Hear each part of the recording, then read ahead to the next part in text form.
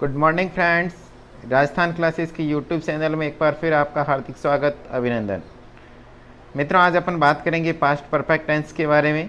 क्या होता है पास्ट परफेक्ट टेंस और इसके क्या क्या यूजेस होते हैं, और अपने कंपटीशन एग्ज़ाम में इसके क्वेश्चंस किस प्रकार के आते हैं, इन सबको सॉल्व करने का और समझने का प्रयास करेंगे। पास्ट परफेक्ट टेंस, देखिए मित्रों, पास्ट परफेक्ट टेंस क्या होता है। The past perfect refers to a situation, एक इस प्रकार की सिचुएशन के बारे में बताता है। Earlier than another situation set in the past, एक ऐसी कोई घटना जो पास्ट में पहले हो रखी है या हुई है, उसको बताने का काम, उसी घटना को और अभी वाली घटना को जोड़ करके बताने का जो काम करेगा वो पास्ट परफेक्ट टेंस करेगा। Past perfect refers to a situation, एक ऐसी सिचुएशन को, स्थिति को बताने का काम करेगा जो earlier than another situation set in the past, जो पास्ट में पहले कोई घटना हुई और उसके बाद जो घटना हुई उसको बताने का काम कौन करेगा? पास्ट परफेक्ट टेंस करेगा। एग्जाम्पल के थ्रू समझते हैं। The patient had died, patient had died, died है जो थर्ड फॉर्म में डाई की। Before the doctor arrived, doctor के पहुंचने से पहले पेशेंट हैड डाइड, पेशेंट मर चुका था, पेशेंट की मौत हो चुकी थी। तो देखिए मित्रों ध्यान से, यहाँ पे दो एक्शन होते हैं, एक सेंटेंस यहाँ पे ख़त्म होता है और एक सेंटेंस यहाँ पे स्टार्ट होता है। मतलब एक कार्य ख़त्म होता है और उसके जस्ट बाद में दूसरा एक्शन स्टार्ट होता है। तो जो एक्शन पहले हुआ वो किस में बताया जाएगा? पास्ट परफेक्ट में। और जो एक्शन बाद में होता है वो किस में बताया जाएगा? पास्ट सिंपल टेंस में। अगले सेंटेंस को देखिए। The programme started, programme started, programme शुरू हुआ।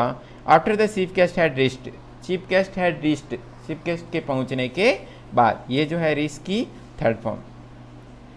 तो ये तो थे कुछ एग्जाम्पल्स। अब अपन इसकी वर्ब फॉर्म्स के बारे में समझते हैं। वर्ब फॉर्म क्या होता है? ऑक्सिलरी फॉर्म, इसमें हैड का प्रयोग करेंगे। हैड जो ऑलरेडी हैज़ और हैव की क्या है? थर्ड फॉर्म है। हैज़ और हैव की कौन सी फॉर्म है?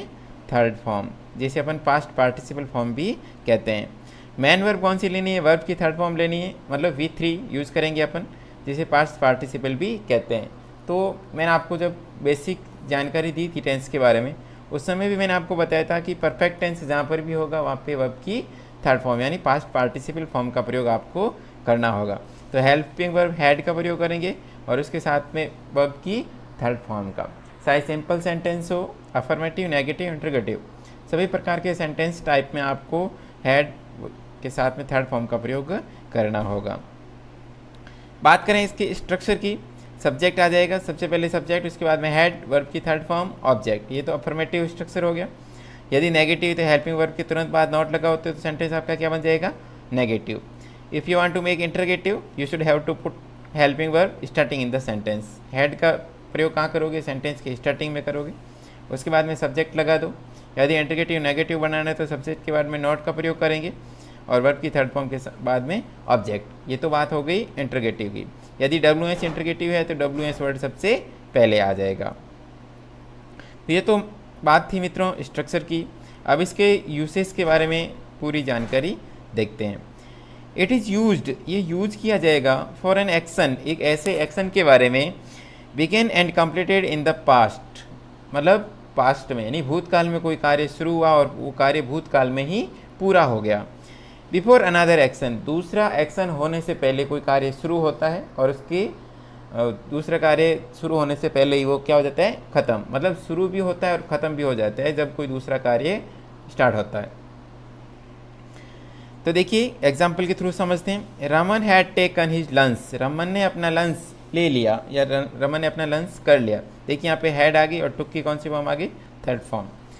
Raman had taken his lunch before we reached, हमारे पहुँचने से पहले, मतलब हमारा पहुँचना बाद में होता है और रमन अपना लंच है जो पहले कर लेता है। तो मैंने आपको अभी बताया जो घटना पहले हुई वो किस में जाएगी? पास्ट परफेक्ट में, और बाद में आई जो वो पास्ट सिंपल में। बात करें अगले एग्जाम्पल की। His brother come to his house, उसका भाई उसके घर आया।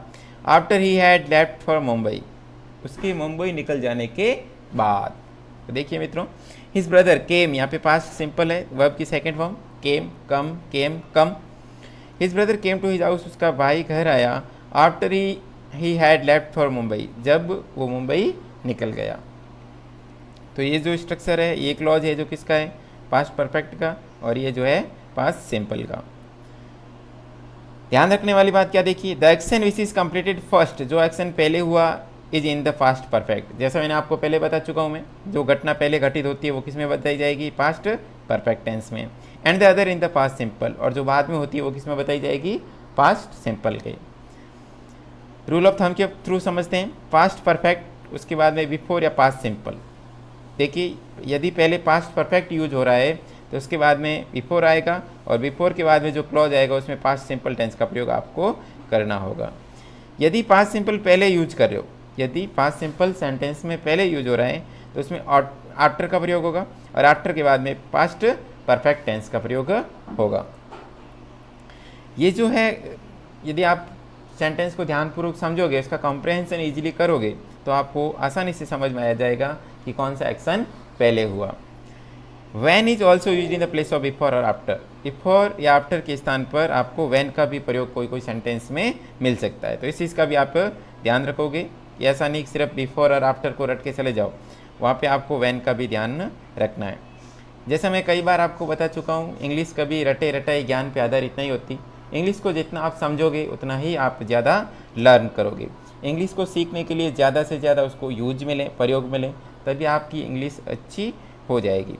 आप यदि किसी कंपटीशन एग्ज़ाम में पास होने या अच्छे अंक प्राप्त करने के लिए पढ़ोगे तो आप अंग्रेज़ी सीखने में थोड़ी सी आपको परेशानी हो सकती है। हालांकि वो एग्ज़ाम में आप स्कोर कर लोगे, लेकिन वो आपके माइंड में लॉन्ग टर्म तक परमानेंट नहीं होगी। यदि आपको इंग्लिश को लॉन्ग टर्म तक, लंबे समय तक सीखना है, लंबे समय तक स्थायी रखना है, तो उसको ज़्यादा से ज़्यादा यूज़ में लेते रहे। Example, the train had left before we reach the station. The train had left, train निकल चुकी थी, लीव की third form left. Before we reach the station, यहाँ पे देखिए we reached past simple, verb की सेकंड फॉर्म, जहाँ पे वर्ब की सेकंड फॉर्म प्रयोग होती है वो टेंस कौन सा होता है, पास्ट सिंपल। अगला सेंटेंस, वी हैड लंच। देखिए मित्रों, यहाँ पे हैड और हैड लगातार 2 बार प्रयोग हुआ है। ये जो हैड आया है ये ऑक्सिलरी वर्ब या हेल्पिंग वर्ब, और ये जो हैड आया है वो कौन सी है, मैन वर्ब। तो मित्रों हैड मैन वर्ब के रूप में भी आ सकता है और ऑक्सिलरी वर्ब के रूप में, नहीं हेल्पिंग वर्ब के रूप में आता है। देखिए एक वर्ब होती है हैव, कौन सी होती है, हैव। हैव का मतलब होता है किसी चीज़ को रख लेना या किसी चीज़ को ग्रहण कर लेना, खा लेना, इस प्रकार के सेंस में अपन हैव का प्रयोग करते हैं। तो यहाँ पे हैव की थर्ड फॉर्म क्या हो जाएगी, हैड। हैव की थर्ड फॉर्म कौन सी हो जाएगी, हैड। मैं आपको पहले भी बता चुका, हैज और हैव की थर्ड फॉर्म क्या होती है, had. Has, have, had, had. तो यहाँ पे जो पहली बार जो हैड आया है वो हेल्पिंग वर्ब के रूप में, और बाद में जो हैड आया है वो मैन वर्ब के रूप में। तो वी हैड लंच, हम लंच कर चुके थे, before the guest come, before the guest came. यहाँ पे सेकेंड फॉर्म, कम की सेकेंड फॉर्म केम। हम लंच कर चुके थे बिफोर द गेस्ट कैम, मेहमानों के आने से पहले हम क्या कर चुके थे, लंच यानी दोपहर का भोजन कर चुके थे। तो यहाँ पे आप हैड और हैड में कन्फ्यूजन नहीं होना चाहिए। अगला sentence, when I reached home, जब मैं घर पहुँचा, Ramesh had already gone. Ramesh had already gone, यहाँ पे पास्ट सिंपल व्हेन, जब मैं घर पहुँचा, व्हेन आई रीच्ड, जब मैं घर पहुँचा, ये पास्ट सिंपल का क्लॉज हो गया। Ramesh had already gone, go went gone, ये थर्ड फॉर्म आ गई, और यहाँ पे हैड के साथ में कौन सी फॉर्म प्रयोग होगी, थर्ड फॉर्म।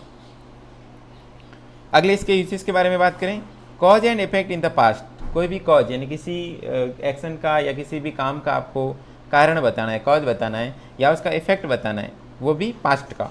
तो इस प्रकार के कॉज या इफेक्ट वाले सेंटेंस होंगे, उसमें भी आपको पास्ट परफेक्ट का यूज करना होगा। For example, he was sad, वह उदास है, was sad, past simple. He was sad because he had lost a very good opportunity. He had आ गया वर्ब की थर्ड फॉर्म के साथ में, lost. He had lost a very good opportunity, वो बहुत ही उदास है क्योंकि उसने एक अवसर, सुनहरा अवसर खो दिया। उदास क्यों है, मतलब उसने क्या कर दिया, उसका अपॉर्चुनिटी को खो देने का इफेक्ट क्या हो गया कि वो बहुत ही ज़्यादा क्या है, सैड है। रूल ऑफ थंब के थ्रू समझते हैं, कॉज, पास्ट परफेक्ट में कॉज को बताया जाएगा और इफेक्ट को किस में बताया जाएगा, पास्ट सिंपल में। तो देखिए इफेक्ट क्या पड़ा, वो उदास हो गया तो पास्ट सिंपल में, और उसका कॉज क्या है, पास्ट परफेक्ट में, यानी उसने अपॉर्चुनिटी को खो दिया या गंवा दिया। अगले सेंटेंस को से समझते हैं। ही रियलाइज्ड, उसने महसूस किया, that he had a mistake, कि उसने कोई गलती की है। रियलाइज्ड, ये क्या हुआ, उसका इफेक्ट पड़ा, और ये क्या है उसका cause, that he had a mistake, कि उसने कोई ना कोई गलती की है। अगला सेंटेंस, शी वॉज पनिश्ड, उसे सज़ा मिली, for she had committed a crime.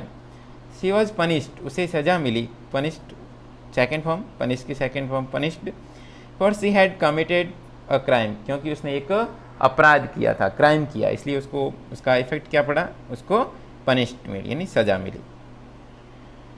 Third usage के बारे में बात करें।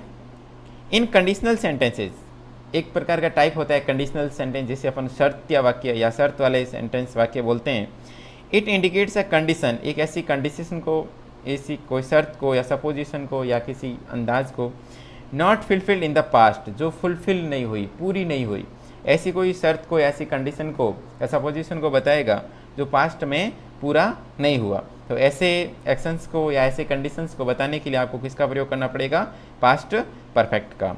एग्जाम्पल के थ्रू समझें। If you had worked hard, अगर आप कड़ी मेहनत करते, यू वुड हैव पास्ट, आप क्या हो जाते, पास्ट हो जाते। मतलब आपने कड़ी मेहनत नहीं की, इसलिए आप पास्ट नहीं हुए। मतलब ये कैसी कंडीशन बताई गई है, कंडीशन बताई गई है कि यदि आप कड़ी मेहनत करते तो आप पास हो जाओगे, यदि आप कड़ी मेहनत करोगे तो आप क्या हो जाओगे, पास हो जाओगे। तो जो कंडीशंस होगी वो किस में बताई जाएगी, पास्ट परफेक्ट में, और दूसरी वाली किस में बताई जाएगी, वुड हैव के साथ में बताई जाएगी। अगले सेंटेंस में समझिए, if you had come in time, if you had come in time, यहाँ पे देखिए कम फर्स्ट फॉर्म नहीं है, थर्ड फॉर्म है।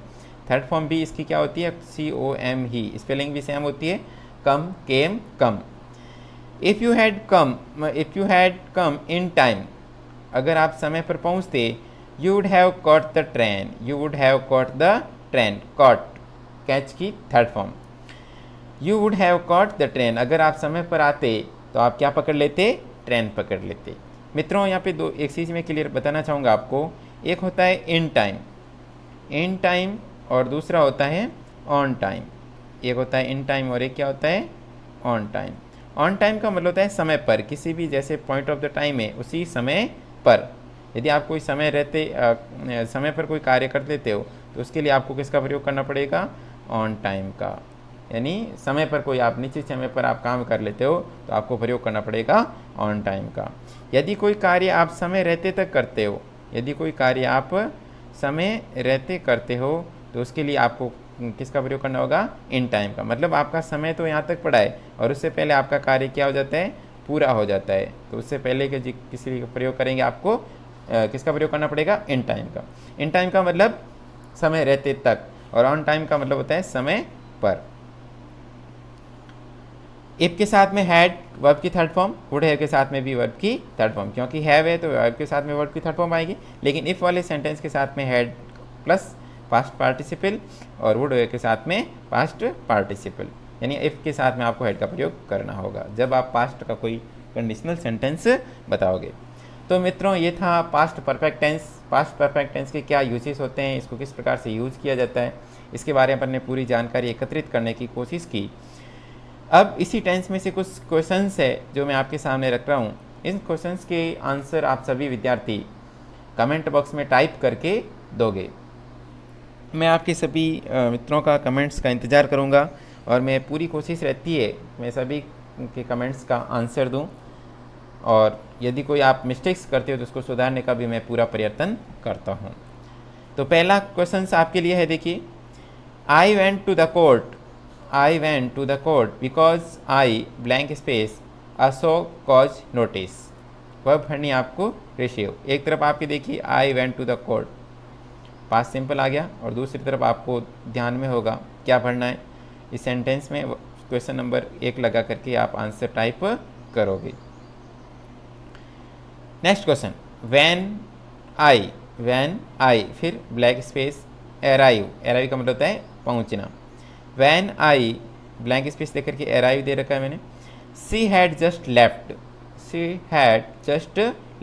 पास्ट परफेक्ट हो गया, तो इस साइड में आपको कौन सा टेंस पढ़ना है, वर्ब की हेल्पिंग वर्ब के साथ वर्ब की फॉर्म का प्रयोग आपको कमेंट बॉक्स में क्वेश्चन नंबर 2 लगा करके टाइप करना है। तीसरा question, when he reached home, जब वह घर पहुंचा, their children blank space to sleep.